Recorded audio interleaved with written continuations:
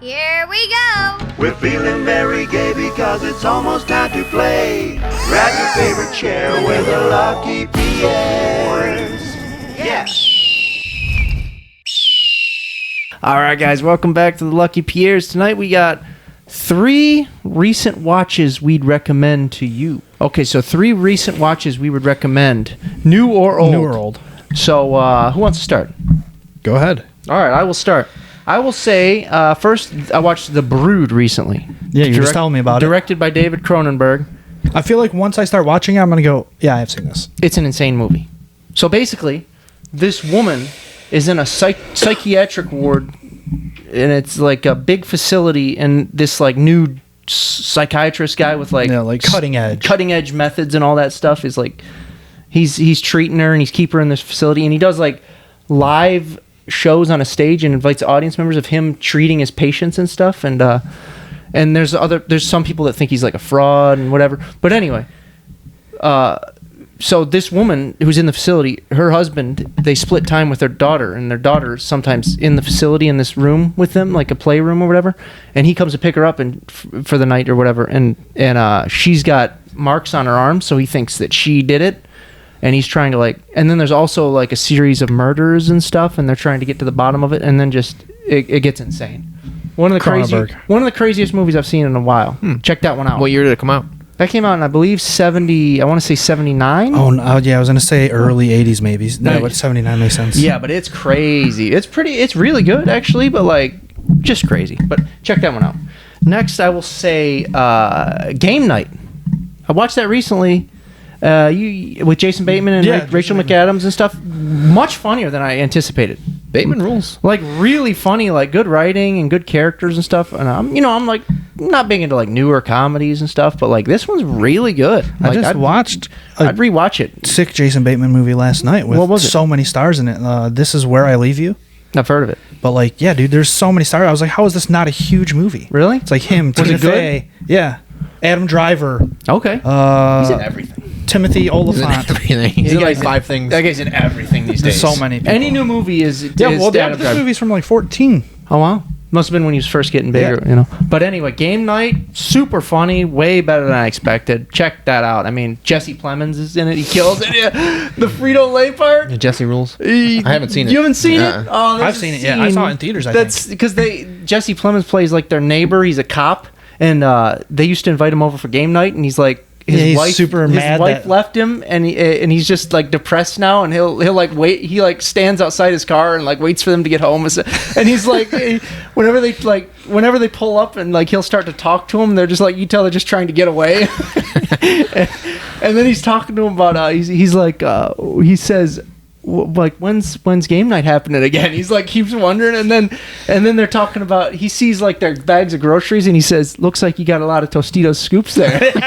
and then they said they're like, "Yeah, it's like buy 2 get 3 free or whatever." And then like they start talking, and then like it's like 3 minutes pass, and then like the end of the conversation, and then he goes, "Seems like that's a poor choice by Frito-Lay. How is that profitable?"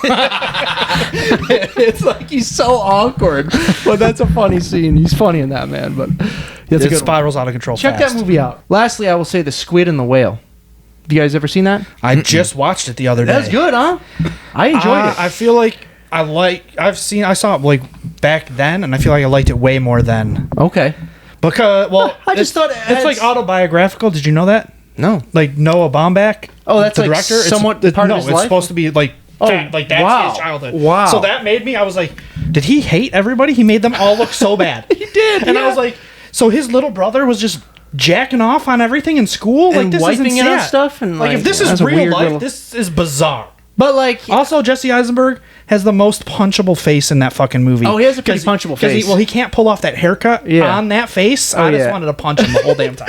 No, but Jeff Daniels is great. But in that movie. Everybody acts perfect. Yeah, like, and then what's his name is funny in that Stephen Baldwin or one of the Baldwins. Yeah, the Baldwin. He says every time he speaks, he says brother. Yeah, every time. What's up, brother? Yeah, he's like brother. You gotta calm down, brother. He's the kid's tennis coach and banging his mom. Yeah, but Jeff Daniels is funny in that because he's going through a divorce and he's like somewhat depressed. He just doesn't care anymore about what he says around the kids. They're all just terrible people. Yeah, but that ping pong scene, I was laughing, man, because Like he was just cursing, like. And then the next time the kid is freaking out. Yeah, and he throws his paddle and his dad throws it at him. Yeah, and then it's bizarre. But it is a good movie. I enjoyed it. I feel like it's a movie that guys will like and girls will not like. Why is that? Because it's like all about his life and like it's very much like relatable for boys and not for girls. I feel like for the most part. I mean, because Sophia hated it. But the thing is, it paints men in a much worse picture. Yeah. You know what I mean? But I feel like also it's relatable, even though like men they're don't all care about terrible that, though. They just characters. think it's funny. True. Yeah. Laura Linney's great in it too. I didn't dislike it, but yeah, it's. Yeah. I just feel like I probably liked it so much when I was like a teenager, and now I was like, man, that's not good. That I was like, this is sick. It was good. I enjoyed it. But anyway, you guys go ahead. First, go with Oppenheimer, which I'm assume we all agree on. That 100%. Very good. One of the most amazing films I've seen in theaters in a while. I mean, yeah, it had stuff obviously that bothers you, but it's just like really. I liked it. Yeah, nothing bothered you. I mean, the awkward sex was. The awkward sex. I mean, just the way Nolan kind of does stuff. Well, just kind of bothers me sometimes. Like the sex. His dialogue isn't the best. That he'll like put music over everything, so it kind of like he does do mask that a it. lot. Yeah, like, it kind of where masks. like the music is so loud that you're like, wait, what it's is almost happening? like Disorienting. it's almost like he puts a bed of music under it, so it kind of just takes it like it's like I don't know, makes it seem more effective, but it's almost distracting. Yeah. It takes away some of the drama of like the acting because like the music's over it. That's and, what like, I think as well. Is like which I'm okay with, but I think he takes away some of his like actors' performances sometimes. He does. He kind of makes it about him sometimes in movies. He does. Like you know what I'm saying? Like I mean, and always he has to have some time confusion type thing 100%. in every movie to like outsmart people. Which, like sometimes it's not necessary. Just we know what's going on. Just show us what's going on. Yeah. We don't need to guess what time it is. No, but I did read a fact that said he doesn't like redoing. He doesn't really like redoing dialogue if the scene's good or whatever. If the take's good, he doesn't. That's why some of the audio is low sometimes, and that's why. So it's more like natural. Yeah, that's what he said. He doesn't like redoing, and he also doesn't have a lot of deleted scenes because he just knows what he wants. Of course, you know. I don't have a problem with like the level sound of the dialogue or anything. Just like the writing sometimes is like an editing. It's like you can't really get attached to like a scene because it jumps to like the next. It's fast. Yeah, his editing is quick and like, it's very quick. That's what I'm thinking too. Like it's almost like he's saying like keep up or you get left behind. That's the way he does his films. You like that? Not really. No, honestly, I don't. They're not like character-driven movies. No, I just meant like you like that. They're more like. But this one was. It was supposed to be, but you didn't really get like a ton of drama, like connected to certain characters because it's so quick editing and there's so much going on. I know. Which the movie's still amazing. But it is. You can knock some things. Like, people are saying like there are only like 2 complaints I had. Best movie of the last century, and I'm like, you can pick some things that are like not perfect. I said they should have shown some of, not necessarily like real footage, but like some of the aftermath of the bomb. Because they literally didn't show anything. They didn't. Yeah, and they just left that open to interpretation. But I feel like that is a knock. Most Americans, like you can tell them 8 million people died.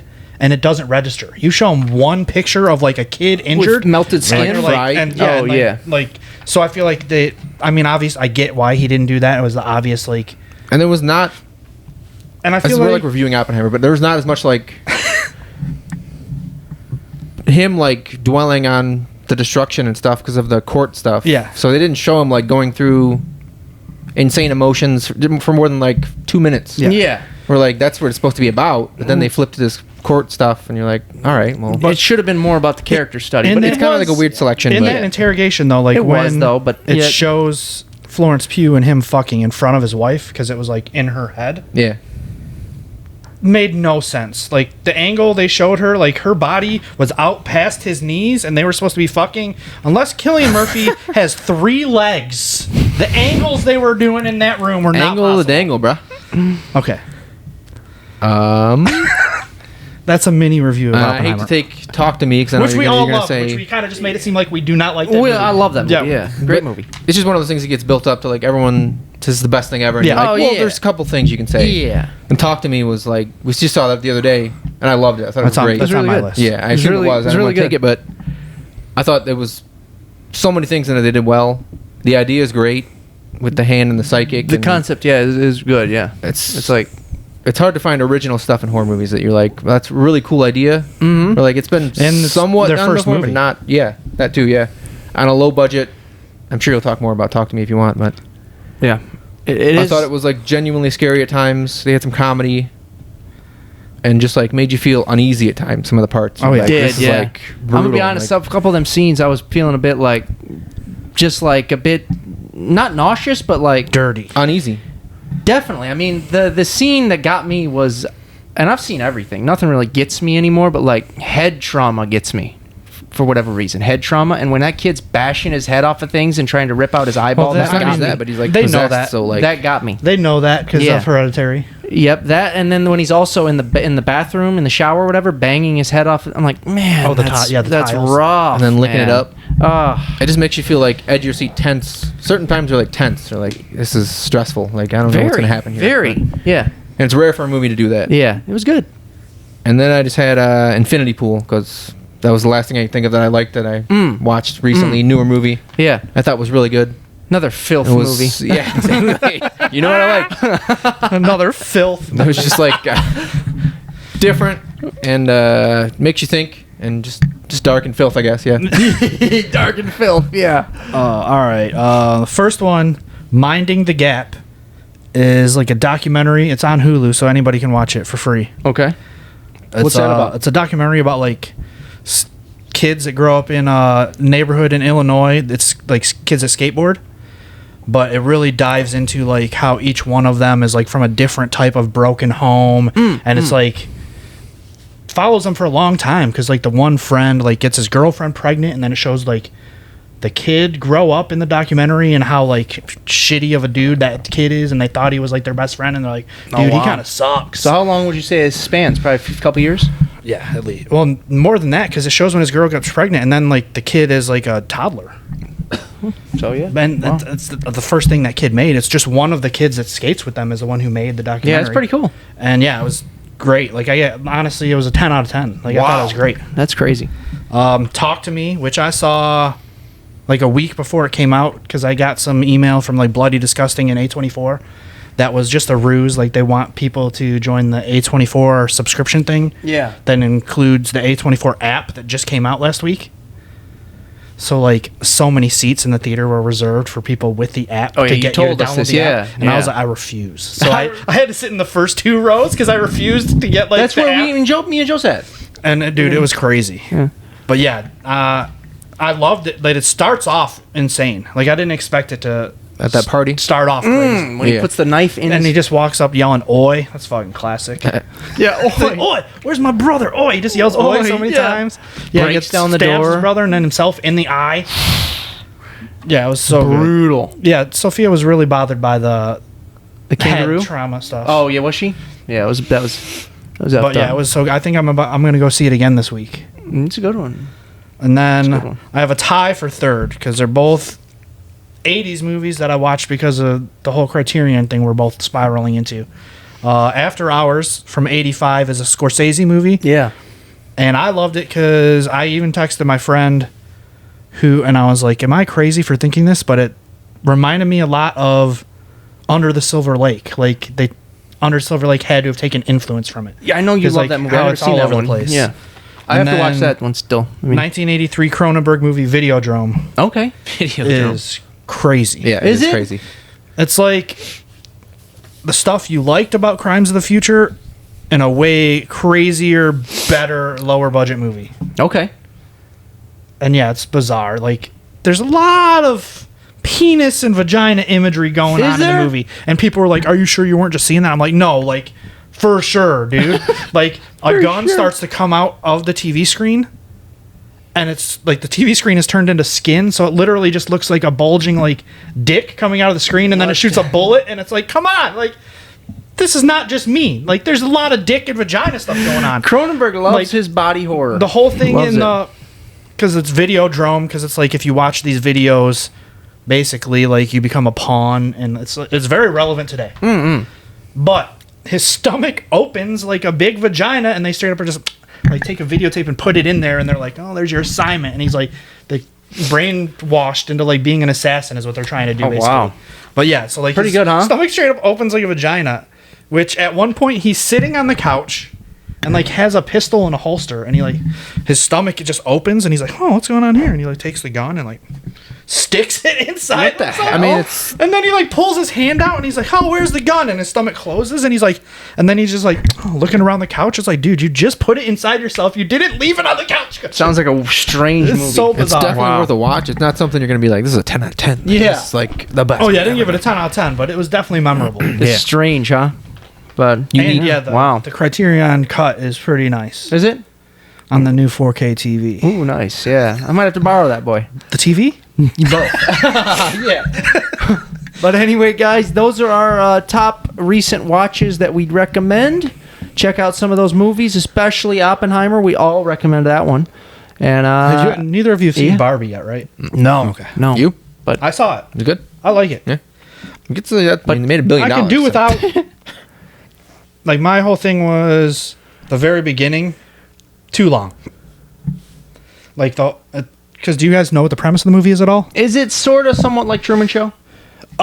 She supposedly, like, tried to film it like Truman Show. But, so, like, it's the dolls live in Barbie world, and something happens, and, like, the Barbie has to go into the real world to, like, solve the problem and fix Barbie world. Okay. But, like, so the beginning is all in this fictional Barbie land. Yeah. So, like, everything's very stylized and, like, cartoony and, like, fake. And that part I just felt was too long. Or they could have gone, like, back and forth instead of just showing all of this stuff in Barbie land.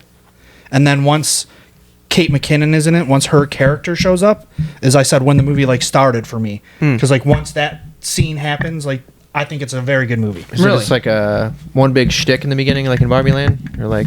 Yeah, it just shows like it's like showing how like the world they made, and it's very like our friend and went with us, and Sophia loved it, and I was like, it's literally just Tim Burton and Wes Anderson like smushed together, like the set design, like it's very Tim Burton and Wes Anderson, and like you can tell. Yeah. But yeah, it's cool. Yeah, we'll have to check that out when it comes out. And maybe on Blu-ray. It's pretty funny. Is he? Yeah. Isn't it? All right, guys. Those are our recent watches that we recommend. Check some of those out. We'll see you soon. Peace. It made $1 billion.